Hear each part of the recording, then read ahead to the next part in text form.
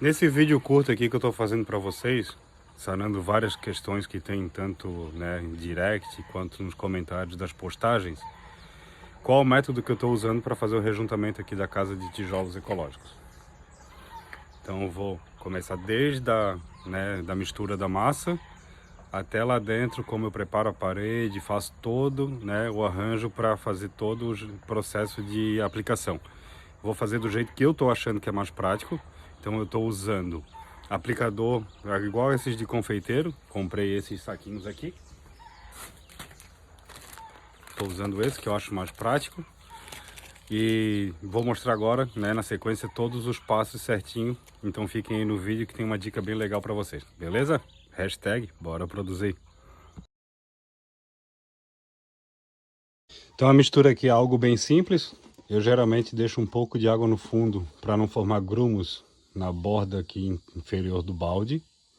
E vou acrescentando o rejunte, pondo água e vou deixando bem líquido. Então eu vou fazer a mistura agora e na sequência já mostro para vocês como que é o ponto que eu gosto de trabalhar. Então esse aqui é o ponto para ela correr bem.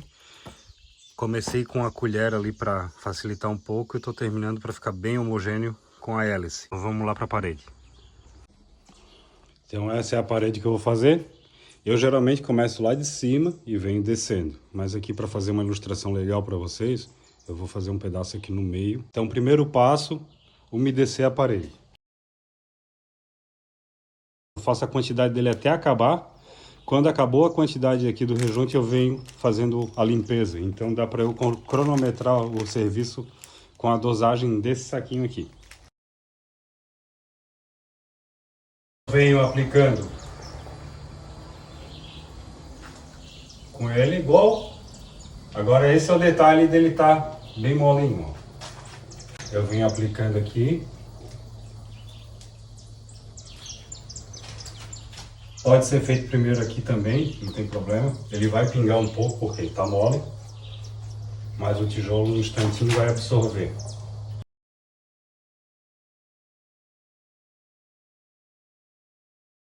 Então eu peguei essa borracha de EVA, cortei ela, fiz um chanfro e com ela eu uso para fazer o alisamento do rejunte.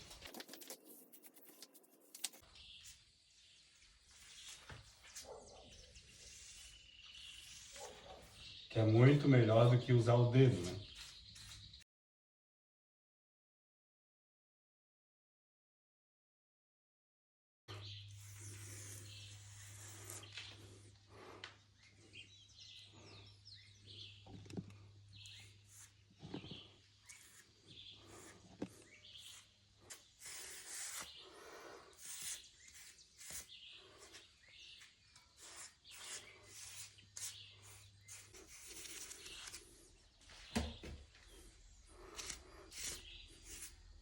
Tá, e agora você deve estar pensando, né? Ficou feio.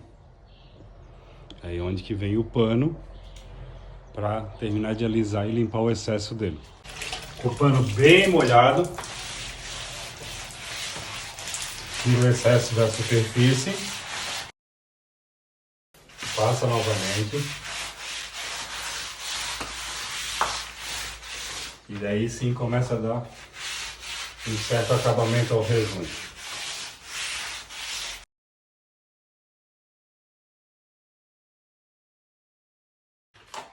Ficando basicamente no acabamento desejado, daí sim mais uma limpeza, porque a limpeza final é depois de seco, então essa é só para tirar mais um pouco do excesso.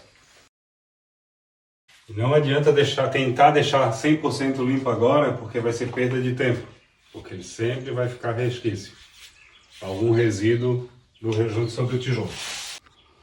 E é assim que fica.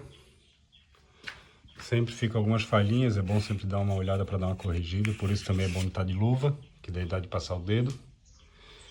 E esse é o acabamento que fica, sem o rejuntamento, com rejuntamento. É um processo assim para quem tem a pretensão de fazer algum trabalho com tijolos ecológicos. Quem for, por exemplo, trabalhar somente com a mão de obra, não construir para si próprio, é bom repensar essa questão de rejuntamento, porque tirando todas as dificuldades que tem o tijolo ecológico, que também não é aquele mar de rosas, o rejunte é a pior etapa que tem. Essa é a etapa que muita gente corre, muita gente desiste. Tem muita gente que diz que não precisa de acabamento. Isso é uma mentira, precisa sim de acabamento. Precisa do rejunte, depois precisa impermeabilizar, porque como vocês viram aqui, ó, eu molhei muito e está quase seco igual lá.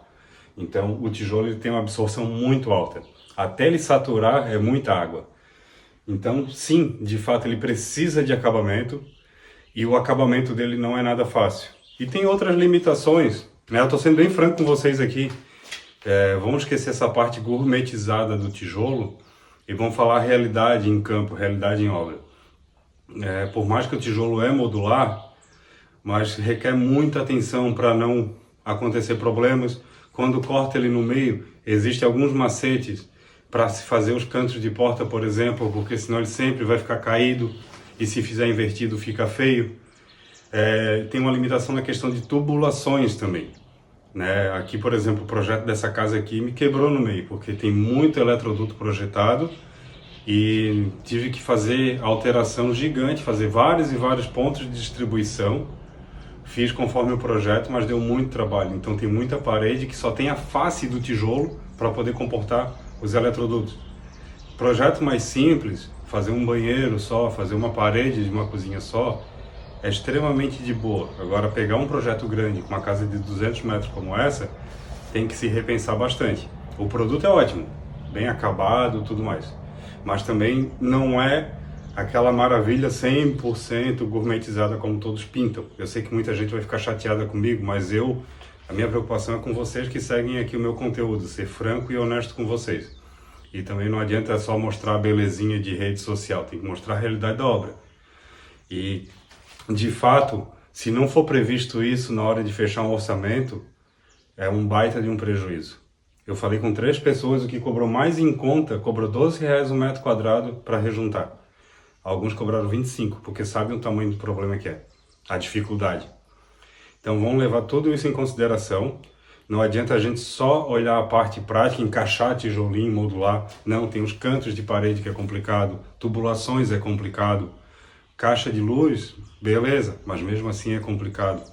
É muito limitado em algumas partes, mas a única parte rápida, ao meu ver, é só assentar tijolo em parede reta, onde que não precisa fazer desvio de nada. Onde que precisa, como aqui, que é uma casa de toras, que tem que fazer todos os contornos das toras para acabamento ali no final, já virou um baita de um problema. Então, tudo isso vocês têm que pôr na balança. É legal, é bonito, beleza, mas também não é um mar de rosas. Existem situações e situações. Às vezes, uma casa de alvenaria, que tu pode quebrar um tijolo de qualquer jeito, mas depois o reboco dá acabamento, é muito mais prático, muito mais rápido do que fazer todo esse detalhe que vai ficar aparente. Então vamos pensar bem nesse ponto. Eu sei que, né, repetindo, muita gente pode ficar chateada, muita gente que é entusiasta de tijolo ecológico, mas de fato não é tão assim, ele é mais gourmetizado do que funcional. Eu estou sendo bem franco e meu compromisso aqui é ser sincero com vocês. Então eu estou deixando esse feedback e quis ensinar esse detalhe como eu rejunto, não estou dizendo que é o jeito certo, é o jeito que eu achei mais prático para mim. E queria alertar vocês e pensem, pode ser muito diferente para vocês do que para mim. Eu, né, fiz uma primeira casa, o tijolo era péssimo, se esfarelava na mão. Fiz um outro trabalho com tijolo ecológico, com esse daqui da Kovacs, que é ótimo para trabalhar, né? Ele foi fácil, porque foi só um banheirinho de 1,20 por 1,80 e uma parede da cozinha de 3 metros. Isso é tranquilo, foi feito em 3, 4 dias. Mas agora quando cheguei nessa obra, com todos os detalhes, toda a questão hidráulica, por exemplo, para pôr misturador de água quente e fria, já tem que fazer uma manobra diferente, porque o misturador que veio para cá, por exemplo, da Aquaterm e da Tigre, ele não cabe certinho nos furos ali, de um lado para o outro. Eu tive que fazer adaptação. Então tudo isso tem que ser ponderado para quem vai trabalhar com tijolo, não para quem vai construir para si, porque daí talvez seja uma vez só que vai ser feito. Mas quem quer trabalhar com mão de obra referente a tijolos ecológicos tem que levar muito a sério isso. Então aqui eu tenho dados, números que eu não posso falar com respeito ao cliente, mas em questão de valores, mão de obra e tudo mais, uma casa de alvenaria nesse caso sairia um pouco mais em conta.